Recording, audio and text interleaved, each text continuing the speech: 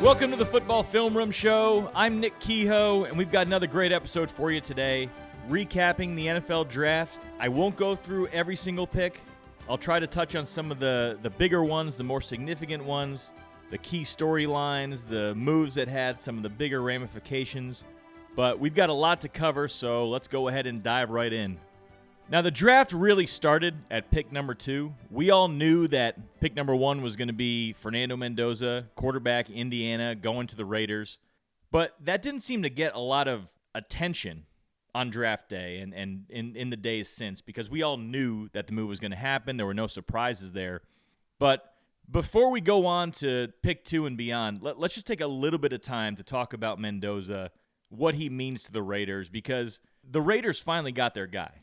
Mendoza is a 6'5", stud prospect of a quarterback, plays with great rhythm and timing, has all the traits that lead to consistent quarterback play at the NFL level. He's tough, he's smart, he processes quickly, he's an accurate thrower of the football, he can make just about every throw. There's not a lot to dislike about his game, and the Raiders finally got their quarterback now. Right? This isn't a situation, I think, like they had with Jamarcus Russell when he was selected first overall back in 2007. It isn't a situation with Derek Carr where they found a quarterback that they were able to develop into something effective, but he wasn't really a transcendent player. Mendoza has the ability to be a top-tier quarterback at the NFL level and really change the fortunes of the Raiders moving forward. So let's not dismiss this pick just because we all knew it was going to happen. Mendoza to the Raiders might be the most critical pick to come out of this draft. So I just wanted to say that first before we moved on to the rest of the picks. But let's get to that second pick, because that's really where the first major decision was made. The Jets, they had a lot of needs heading into this draft, but edge rusher was sort of the one that they had pinpointed, and based on the talent that was available, this was the direction they were clearly going to go. But the question became, all right, do you go with David Bailey from Texas Tech, edge rusher, born to get after the quarterback? Or do you go with Arvell Reese from Ohio State, who might be the best defensive prospect in the NFL draft? Supremely talented, freakishly talented, versatile, played off the ball, played on the edge, could rush the passer, could defend the run, could drop into coverage, can do it all. And so the Jets had a decision to make. Now, a few weeks ago, it seemed like a foregone conclusion that Reese was going to be the Jets' pick at number 2. Then in the last couple weeks, started to hear more and more about David Bailey. And then about a week out of the draft, it went back to Reese. And then I think right up before draft night, it became David Bailey. And that, of course, is who the Jets ended up picking. I think their reasoning for this is sound. To me, it seems like the Jets, they needed another edge rusher. Their pass rush last year was not very good at all. And that contributed as much as anything to the Jets being terrible on defense, not being able to generate turnovers, not being able to generate any interceptions. So they needed someone to pair with Will McDonald off the edge. And so the choice for them wasn't which player is better, David Bailey or Arvell Reese. The choice for them became which player is better, David Bailey or Arvell Reese as an edge rusher. And right now, despite the fact that I think Arvell Reese is the better overall player, Bailey is the better pass rusher right now as things stand. He's more refined. He's got more tools in the toolkit. His get-off is just ridiculous. He wins with speed often. But one of the most impressive things about Bailey is that he has a really good feel for how to beat the tackle in front of him. Really good at reading the tackle. Really good at seeing which way his body is leaning. Can I win with speed? Oh, is he dropping too deep and his body is going too much in one direction so I can cut back inside or use one of my nasty spin moves to go inside?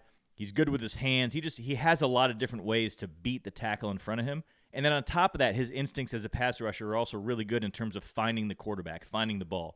I think that's sort of next level pass rushing. There are a lot of good pass rushers who generate a lot of pressure, but they do so because they're beating the tackle in front of them and they're not necessarily getting after the quarterback. They're not necessarily catering their rush to where the quarterback is. David Bailey does do that.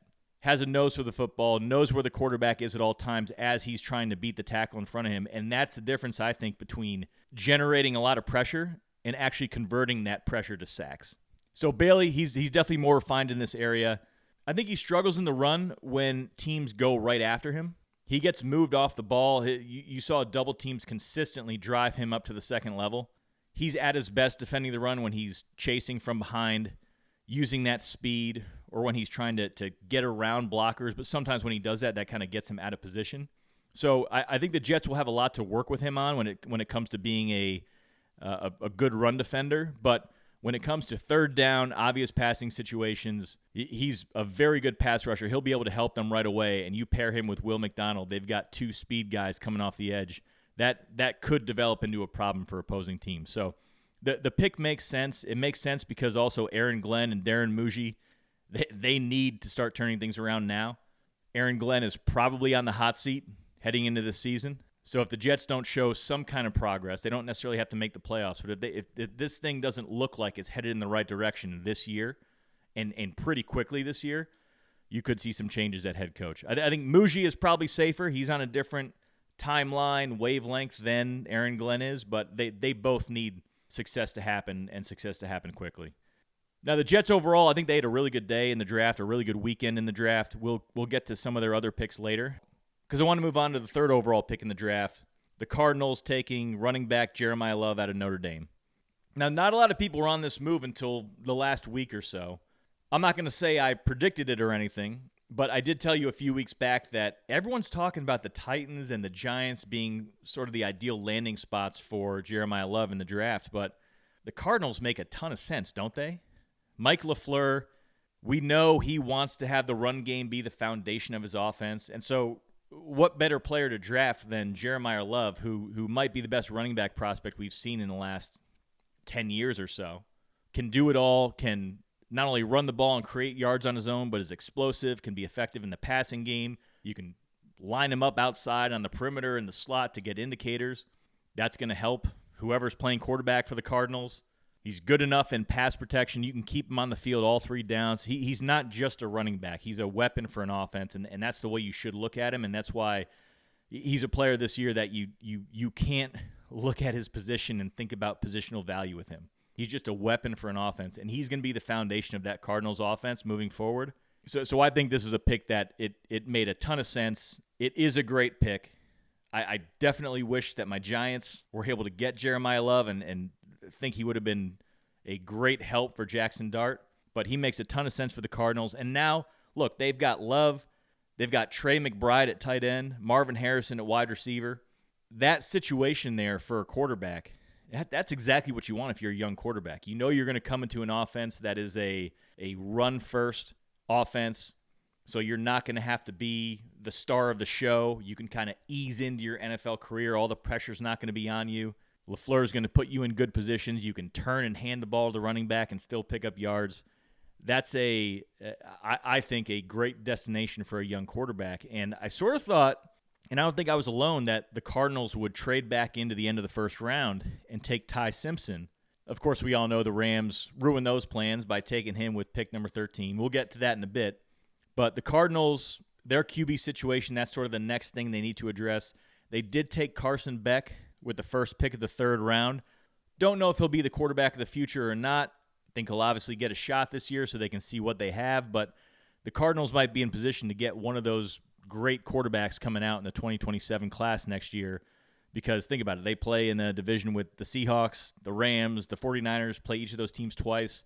You'd be hard-pressed to say that the Cardinals are going to have a winning season this year, or they're going to be a really good team. They're going to compete for a division title this year. I think they're more setting up for the long term, and they'll have a shot of getting that quarterback, that young franchise quarterback in next year's class, and he's going to be able to come into a great offensive situation, I think.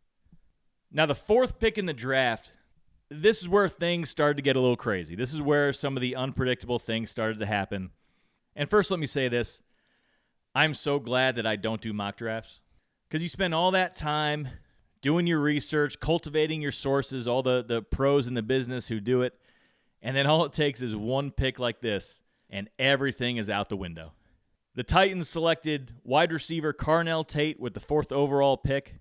This was a move that not a lot of people were anticipating or predicting, and I think that was for a couple different reasons. One, Robert Saleh's the head coach, defensive-minded coach. You'd think that the first thing he'd want to do is shape that defense the way he wants it before he does anything else. So this was a spot for potentially Arvell Reese, Sonny Styles, And again, Sonny Styles, I think, would have made the most sense, or a lot of people were thinking that would make the most sense, because Styles is an off-the-ball linebacker who really versatile, can do it all, really fluid in his movements, reminds everyone of Fred Warner. And, of course, Saleh was the one who developed Fred Warner. The 49ers drafted him in the third round in 2018, and he really was instrumental in turning him into probably the best off-the-ball linebacker in the game. And Saleh, it wasn't just Fred Warner. When he's not running steps in whatever stadium he's in, Saleh is a linebacker whisperer, right? Played a role in Myles Jack's rookie year in 2016 in his development with the Jaguars. Developed Quincy Williams with the Jets when he was there. So Sonny Styles seemed to make a ton of sense. But I guess as you peel back the onion and you really think about it, maybe the Titans figured, well, he's been able to develop these linebackers that he's gotten in later rounds and turn them into high-quality players. Why would we waste the 4th overall pick on Sonny Styles, on a linebacker where we can just get one later and leave it up to Saleh to develop the guy?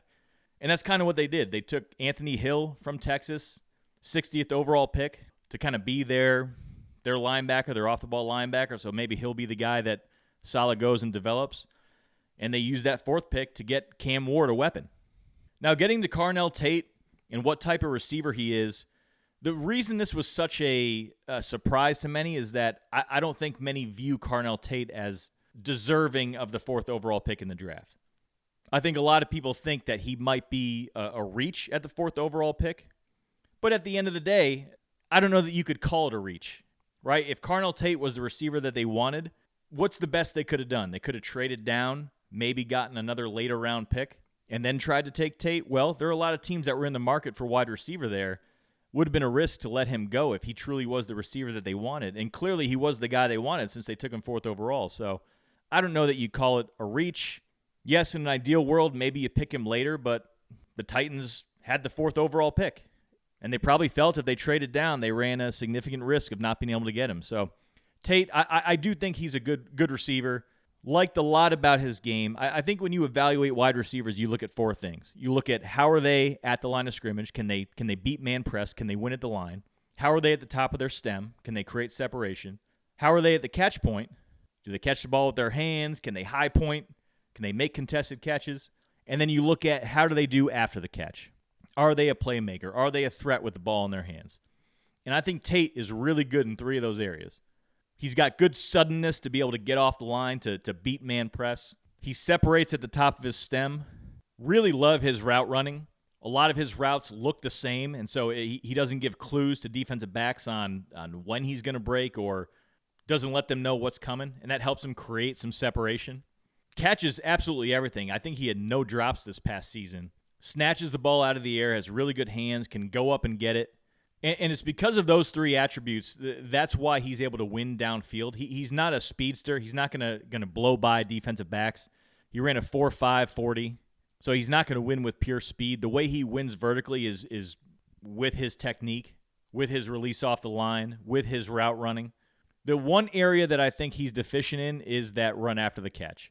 You didn't see Ohio State get him the ball at the line of scrimmage and let him run a lot of screens. He actually was blocking a lot whenever they did try to get a receiver the ball at the line of scrimmage. You didn't see him make a ton of defenders miss, and as soon as he made a catch, turn it into 20 extra yards.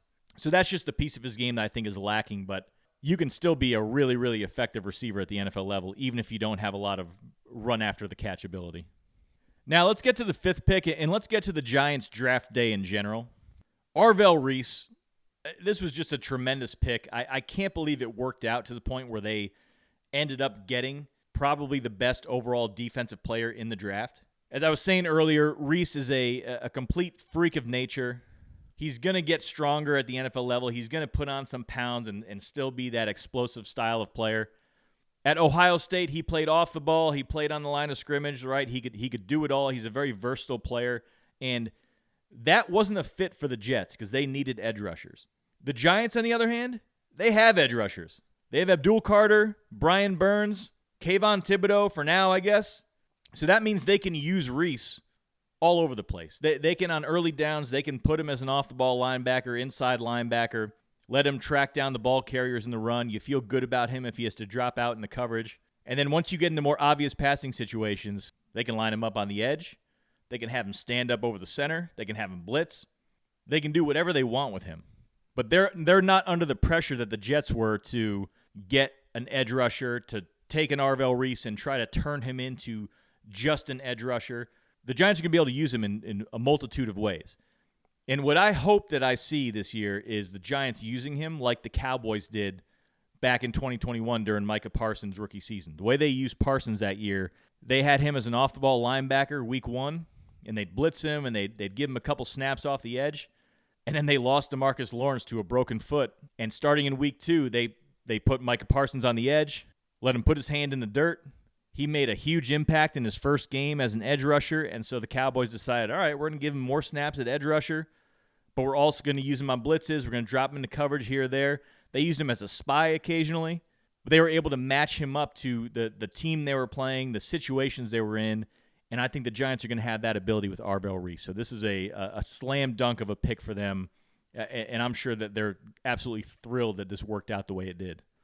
Now, with pick number 10, I thought the Giants were going to go Caleb Downs because then you'd have two players in both Reese and Downs who are versatile, can play all over the place, and you were going to just be tormenting offenses with this defense that could basically shapeshift, do whatever they wanted to, and be whoever they wanted to be on a week-to-week basis. But the Giants didn't go with Downs. I'm not upset about that. I just think it would have been cool to see Downs and Reese. But they went with an offensive player. They used that pick that they acquired from the Bengals in trading Dexter Lawrence away. They used that to get offensive line help. So they took tackle Francis Mauigoa from Miami. I'm just going to call him Maui moving forward so I don't butcher his name anymore, and because my daughter has been watching a lot of Moana lately, and Maui is obviously the best character in that movie. You're welcome. But Maui, he can play tackle. He played right tackle at Miami. He's more of a physical player. He's just a big dude. But I do like him in pass protection as well. He's got good feet for his size. I like the way he uses his hands. He's constantly fighting to get his hand lower than the pass rusher he's facing. So I think he can play there. God forbid anything happens to those Giants tackles. He can bump out to right tackle in a pinch. But it sounds like the Giants are going to move him inside, have him play right guard, and look, that's just going to make the offensive line that much tougher, that much better.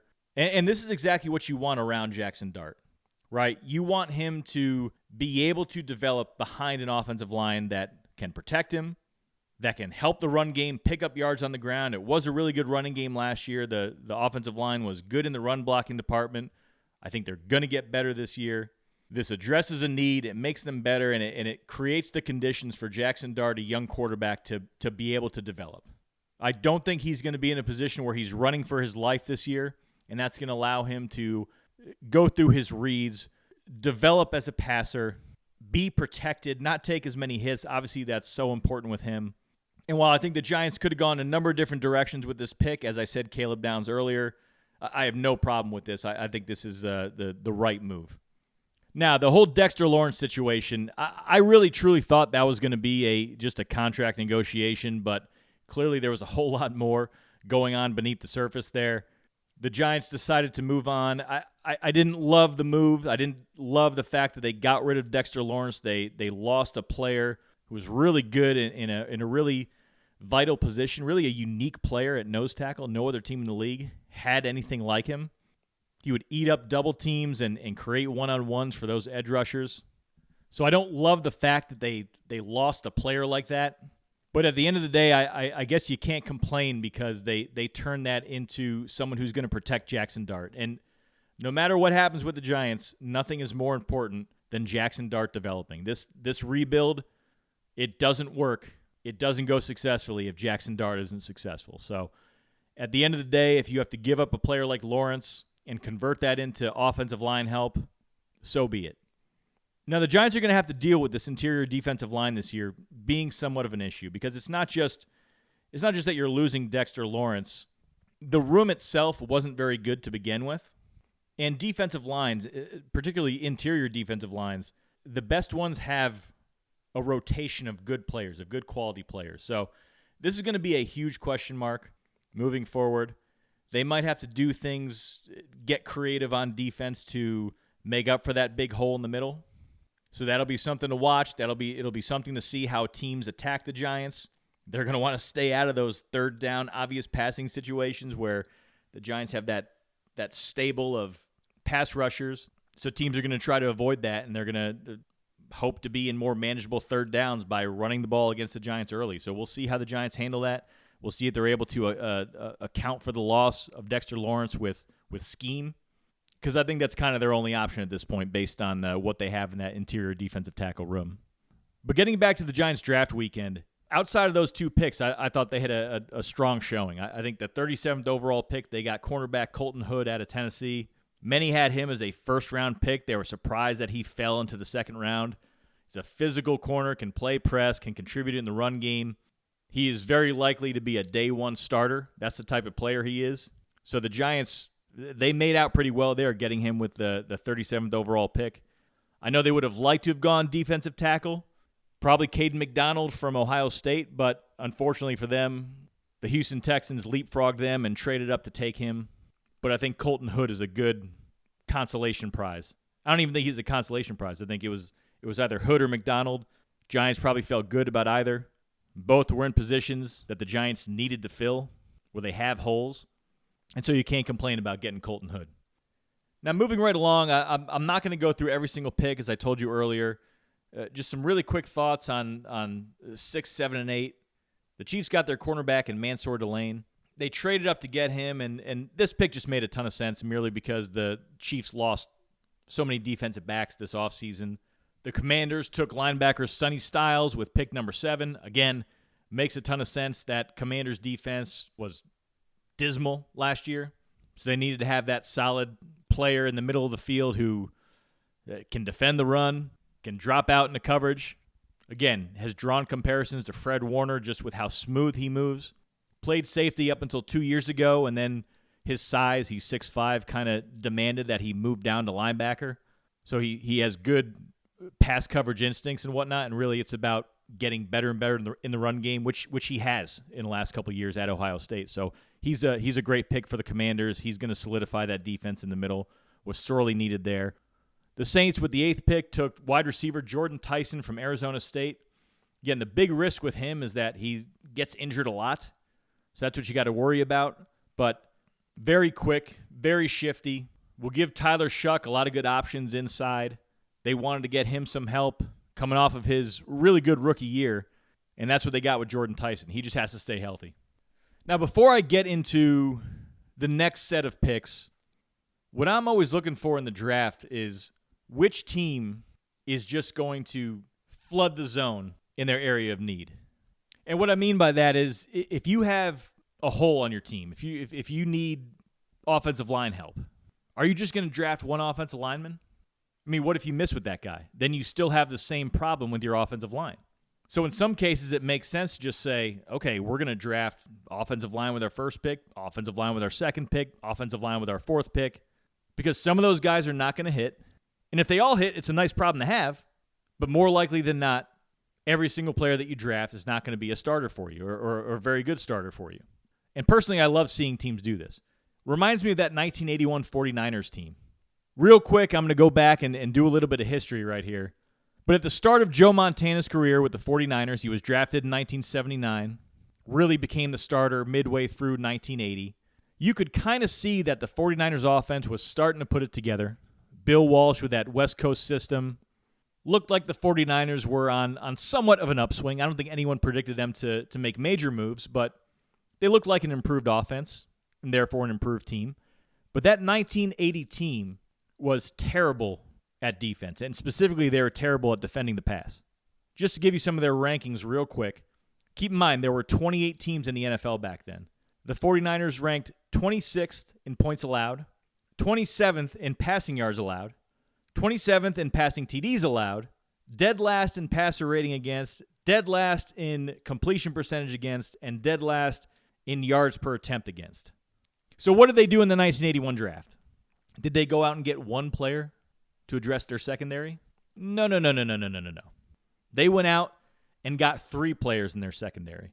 They took Ronnie Lott in the first round, Eric Wright in the second round, Carlton Williamson in the third round. 3 of their first 4 picks, all in the top 65 in that draft, with the thinking, I'm sure, that, well, one of them's going to be a bust.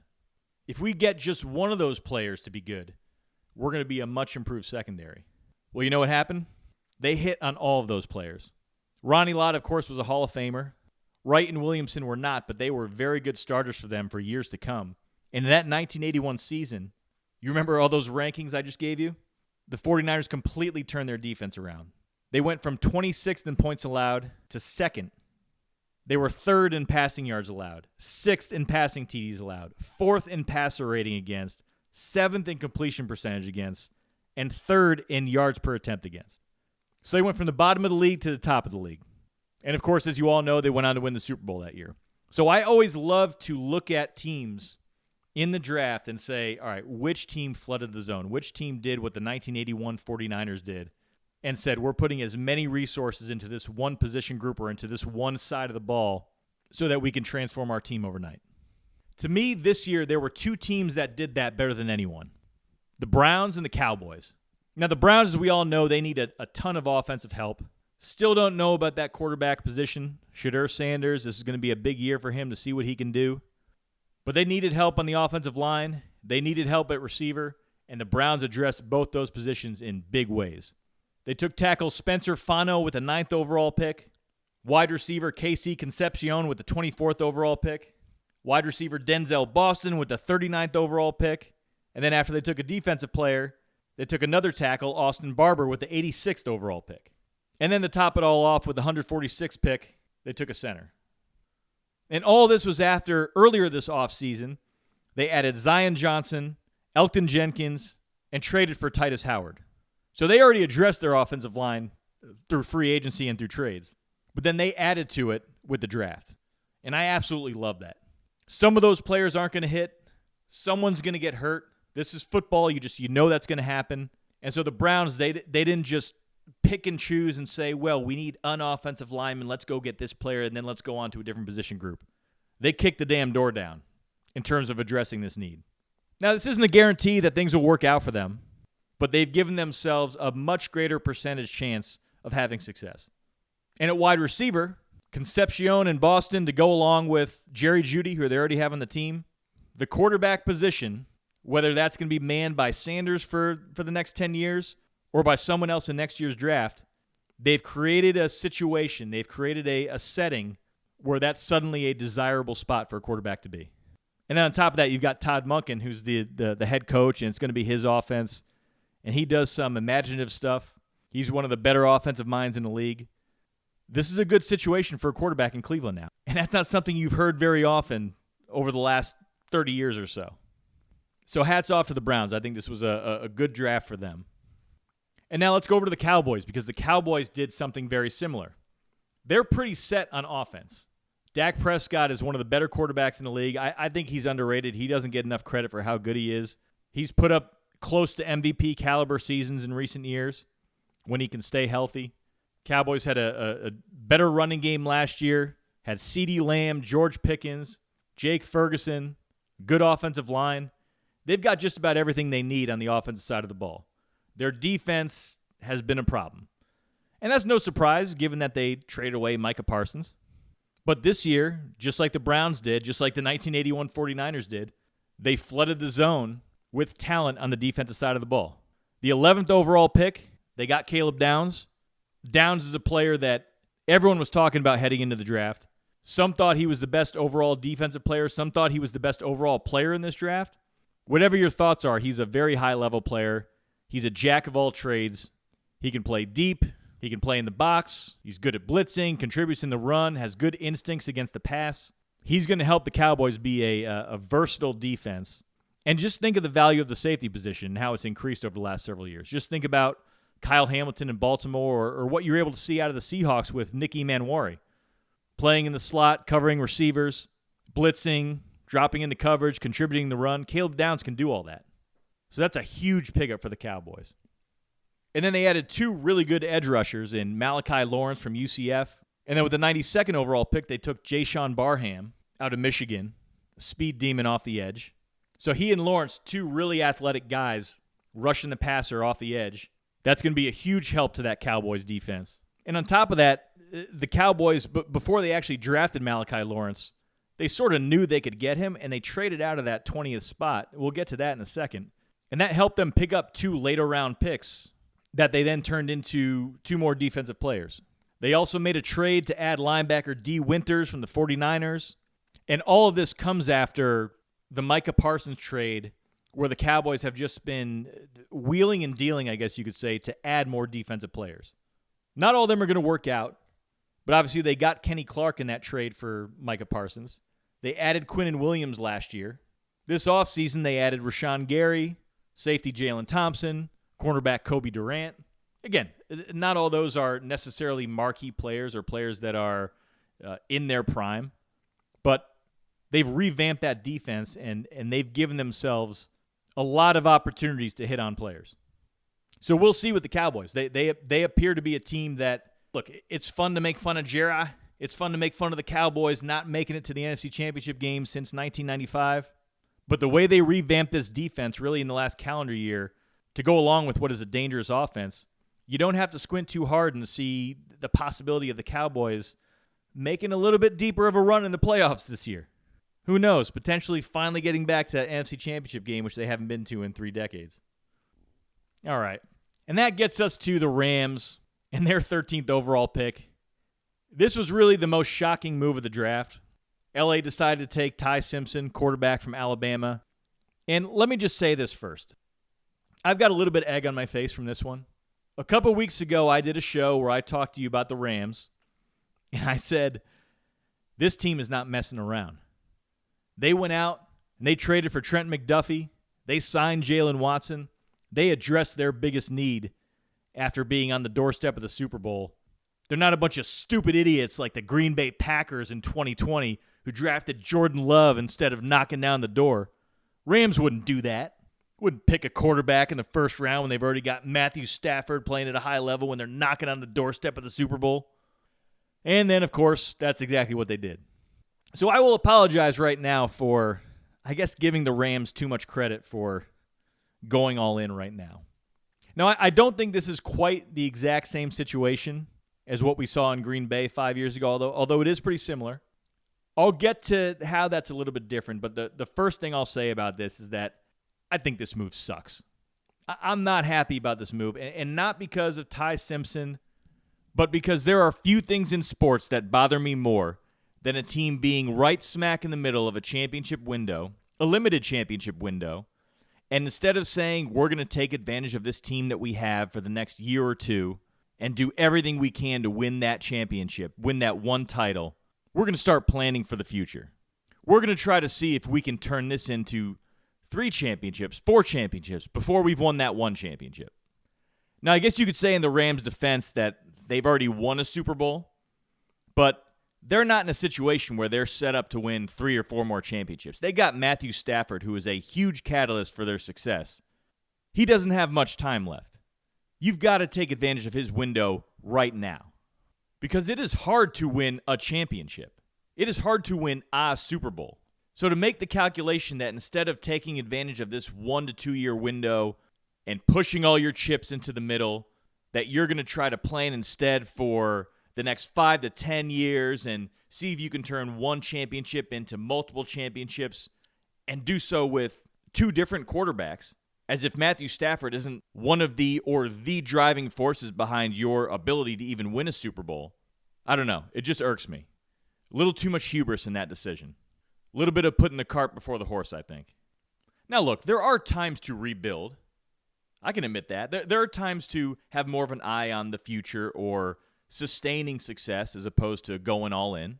If you're a team that's won multiple Super Bowls, it doesn't necessarily make sense to go all in every single year, right? You sort of transition into a team that wants to sustain that success and keep it going as long as possible. So you might make some moves that sacrifice maybe being as dynamic this year for a little more continuity in the future. But when you're a team that's not in the middle of a dynasty, that's not in the middle of a time period where you've got a young 27, 28-year-old quarterback that's going to be here for another decade, when you're a team that's got a special quarterback like an Aaron Rodgers or a Matthew Stafford, and you've got one final window of maybe a year or 2 years, you go all in. And I just really don't like that the Rams chose not to do that here. Now, all that being said, I will defend the Rams a little bit here, where this situation is somewhat understandable and a little bit different than what we had with the Packers 5 years ago, is that at very least, the Rams addressed their most glaring need earlier in the offseason. Like I said, they addressed the cornerback position, which was their biggest hole.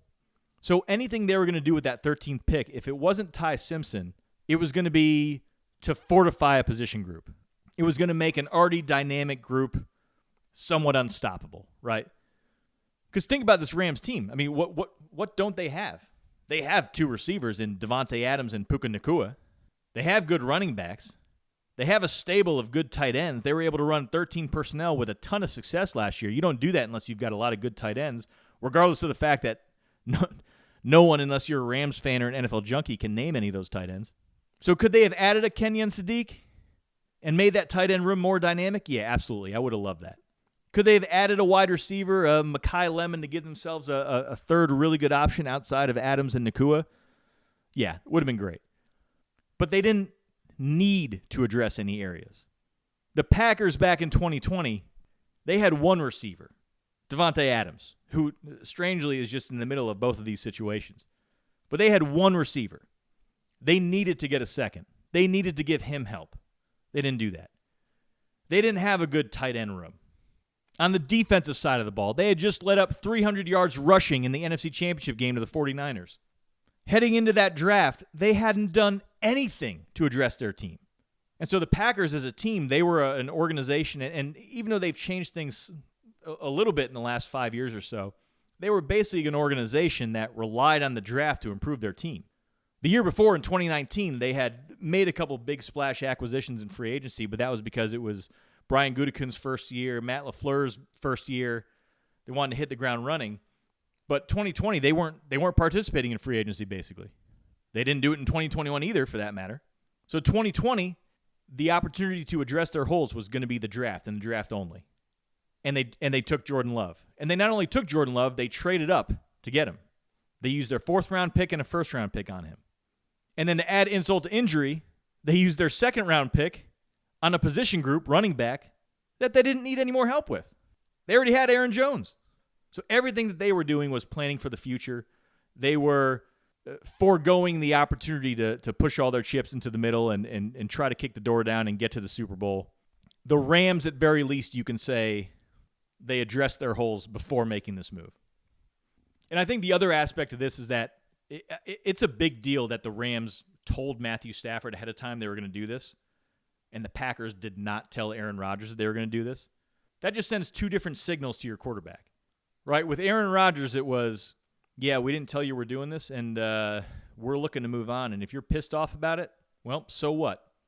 Maybe that'll make you want to leave the Packers so we don't have to be the ones to kick you out the door. But we're looking forward to moving on without you. That was basically the message the Packers sent to Aaron Rodgers.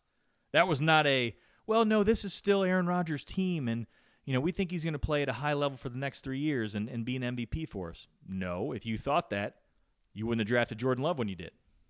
That situation was just made more complicated because Rodgers went on to win 2 MVPs in 2020 and 21. And so that prolonged the thing. With the Rams, this is a little bit different because they told Stafford ahead of time. And then they clarified in multiple post-game press conferences that this is Matthew Stafford's team. And he is staying here as long as he pleases. And you can tell when McVay said that, he said it with conviction, he means it. We're in no hurry to get Ty Simpson in here. If Matthew wants to play for 1 more year, 2 more years, 3 more years, he's going to play for that long. It's completely up to him. We are not forcing him out. That's what they said. That's the message they sent. And that makes all the difference in the world. Now, from Ty Simpson's standpoint, this is a dream scenario.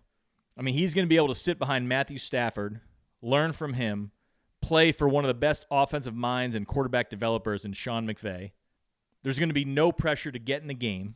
He's going to be able to ease into his NFL career into a outstanding setting. So from his perspective, there's not much to hate about this move. I mean, this is the way you would probably draw the scenario up if you were Ty Simpson.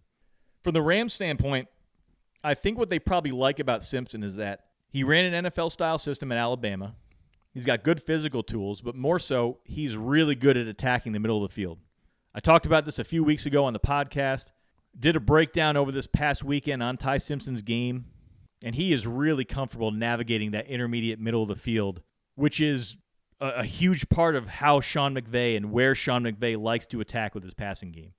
So I think the Rams probably saw that and thought he was a good fit as a result of that, and think that he can do a lot of what Matthew Stafford does, which is navigate, manipulate defenders at the intermediate level, throw with anticipation into windows before they appear. So Simpson's going to be able to learn from the best in that area, going to be able to play for arguably the best offensive coach in the league. So it's a great situation for him. All right, moving right along, I want to get back to the Jets because I told you we'd talk about their draft day in general, not just David Bailey. I think they had a really good weekend. And I know I'm not the only one who thinks that, so it's not exactly a unique perspective, but David Bailey, really good edge rusher.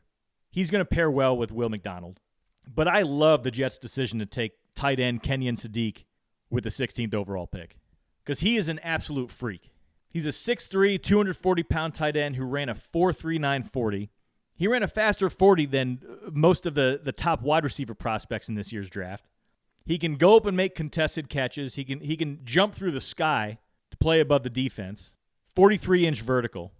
Again, just an absolute freak at the tight end position. And Frank Reich, the offensive coordinator of the Jets, he's going to be able to do a lot with him. Look, I think when you're getting a player like Sadiq, you're obviously getting him for what he can do in the passing game. You're going to want to put him in situations where he's flexed out, he's in the slot, maybe he's on the perimeter. He's going to create pre-snap indicators for the quarterback, but he's also going to be a matchup nightmare. So you can do all those things with him, but you can line him up in line. I know he's more of a pass catcher, and you're not getting him for his run blocking, but he does enough as a run blocker. Good effort. He's a good blocker on the move when he gets up to the second and third levels because he is so athletic. But you're going to be able to pair him with Mason Taylor, the tight end they took last year in the second round, and you're going to be able to, out of these 12 personnel packages, attack downfield with your tight ends. Attack downfield in the middle of the field. So they're going to be able to do a lot with him. He's a huge weapon. You pair him with Garrett Wilson and then Omar Cooper, who they got with the 30th overall pick after trading back into the first round. And the Jets suddenly have some weapons. 2 tight ends, 2 good receivers, Breece Hall. No, obviously Geno Smith at quarterback is not their quarterback of the future. He's the stand-in for this year, and they have enough draft capital, they hope, to be able to move up and get one of those top prospects in the 2027 class. But they're creating a good setting. Similar to the Browns, they're creating a good setting, a good place for young quarterbacks to want to go and to be able to go and thrive, I think. And really what it comes down to is who are they going to be picking at quarterback in next year's draft and who's going to be the head coach. All right, a couple more teams to talk about before we wrap this thing up. The Houston Texans, overall this offseason, they've been on a mission to get as tough offensively as they've been defensively. They traded for running back David Montgomery, hard-nosed runner. They signed tackle Braden Smith, signed guard Wyatt Teller, and then they topped it all off by taking guard Keelan Rutledge at the end of the first round, 26th overall after trading up from pick number 28. Now, clearly, the Texans realized after that loss to the Patriots in the playoffs that the offensive line is key to this team's success. C.J. Stroud has not done well when there's been pressure around him. I think he was pretty good at it his rookie year, but then his offensive line deteriorated in years 2 and 3, and so did his play and so did his ability to handle pressure. He was somewhat of a broken quarterback by the end of last year, and so they know they need to put him in position to have time to work through his reads, to not feel like he's under duress on every single play. Because in that playoff game, when it was clear he wasn't seeing the field, wasn't making good decisions, wasn't making good throws, was unsure of himself, was basically giving away the game, the Texans didn't have anywhere to turn. Stroud didn't have anywhere to turn. He couldn't give the ball to his running back to pick up 5 yards and give themselves a little breathing room. Didn't have time to sit in the pocket and go through his reads at all. The Texans had to keep throwing, and that led to more mistakes and more mistakes and more mistakes. And despite having an otherworldly defense that played really well in that game, they weren't able to come away with the win. It wasn't even that close, merely because of how bad the offense played. So they were on a mission this year during the offseason and then continued into the draft to just become tougher on the offensive side of the ball. So I like what I saw out of them there. And then on defense, they they nabbed Caden McDonald, defensive tackle from Ohio State. They basically stole him from the Giants. They traded up. Giants were picking 37th. Texans traded up to get him 36th. And now they just added a beast on the inside of their defensive line to a defense that rivaled really some of the best defenses of the last 20 years and looks like they won't be going anywhere this year. And I think you can say that about the Texans overall. I think they'll be in better shape offensively. I think C.J. Stroud is going to have a bit of a bounce-back year. I think he's going to be in a position where he can be more comfortable behind that offensive line, giving the ball to David Montgomery. And the Texans as a whole, they're going to be right back where they were last year as a legitimate Super Bowl contender. And we'll wrap up this episode with the Philadelphia Eagles, those damn Philadelphia Eagles, and Howie Roseman just working his magic once again. It really is unbelievable. So the Eagles traded up to take Mekhi Lemon with a 20th overall pick. And that was a really interesting situation, right? Apparently Mekhi Lemon was on the phone with the Steelers who were picking 21st overall. I don't know if that was supposed to be happening. It seems like the Eagles were on the clock, or I guess the Cowboys were on the clock at that point. So it seems like the Steelers shouldn't have been calling Mekhi Lemon. But either way, some weird things happened here, right? So the Cowboys, they knew that they wanted to go and get Malachi Lawrence, but they knew that they could trade back, potentially get an extra pick or two in the later rounds, and still get the player that they wanted. So they called the Eagles, of all teams, to see if they'd be interested in trading up, because I think they knew that the Eagles probably wanted a player like Mekhi Lemon, and I think they knew that the Steelers were potentially interested in Lemon. And it may have gone even beyond that. They may have known for sure that the Steelers were going to pick Lemon. Some of the rumors out there are that, well, Mike McCarthy was formerly on the Cowboys. Some of his current Steelers staff probably still has connections with the Cowboys staff. And there's a chance that maybe someone from the Steelers was texting with the Cowboys, tipped their hand that they were going to take Mekhi Lemon. The Cowboys used that to their advantage and dialed up the Eagles, worked a trade, were able to still get Malachi Lawrence, and then add 2 more picks in the later rounds. So a lot of funny things happening there, but the Mekhi Lemon pick, it really is an interesting one because he's going to play inside. He's going to play in the slot. That's predominantly what he does, where he's going to be. So he's going to work the inside, the middle of the field. That's where Jalen Hurts really struggles. And so we're going to find out this year, I think, is he struggling in the inside because it's Jalen Hurts who can't throw in the inside or can't read the field, decipher what's going on there, and doesn't feel comfortable working in the middle? Or is it just that he hasn't had the weapons to effectively work inside? So we're going to see how that one's going to work out. But the Eagles weren't done addressing their offense in the draft. They took tight end Eli Stowers from Vanderbilt, probably the second best tight end in the draft. Then they took tackle Markel Bell from Miami. So they clearly realized the offensive side of the ball, that's where we need to address. Defense we feel pretty good about, but the offense, that's where all of our holes are, and that makes a lot of sense based on the way things fizzled out at the end of last season. And now looking at the Eagles as a whole, they've revamped their offense. New offensive coordinator Sean Mannion, new core of wide receivers, Mekhi Lemon, Dontavian Wicks, who they traded for a couple weeks ago, A.J. Brown obviously on the way out. Sounds like he'll go to the Patriots as of June 1st. And then, of course, the Eagles are going to get something in return for him. And you just know that Howie Roseman is going to turn that into an effective piece for his team because very few do it as well as he does. He just accumulates talent, good players, team-building capital, resources, gives himself all the different possible options for attacking the building of his team. Doesn't just do it one way. Doesn't just do it with the draft or with free agency or with trades. Uses it all. And you saw it in this draft as well. Roseman traded multiple third-round picks to go get edge rusher Jonathan Greenard from the Minnesota Vikings.